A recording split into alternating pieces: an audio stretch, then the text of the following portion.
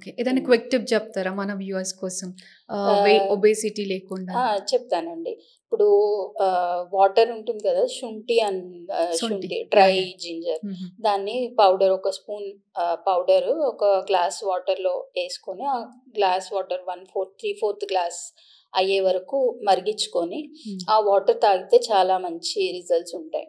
Okay. Early morning తాగాలా? Early morning empty అదే. Stomach hmm. తాగాలి. ఓకే. అట్లా ఎన్ని అంటే రోజులు? త్రూఔట్ తాగొచ్చు. డే హ్మ్. అంతా తాగొచ్చు. ఒక 1 మంత్ వాడితే మీకే రిజల్ట్ తెలుస్తుంది. ఓకే.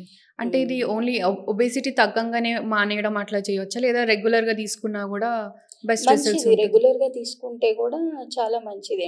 హ్మ్. ఎట్లాగో ఇప్పుడు మనం ఏదో ఒకటి తీసుకుంటాం. అవును. జనరల్‌గా. అట్‌లీస్ట్ హ్మ్. వీక్లీ వన్స్ అన్నా ఎక్కడైనా తప్పదు హ్మ్. తీసుకోవాల్సొస్తది. హ్మ్. సో, అలాంటప్పుడు కూడా మనం డైలీ తీసుకున్నాం అనుకోండి భయం హుహు. హ్మ్. ఉండదనమాట. హ్మ్.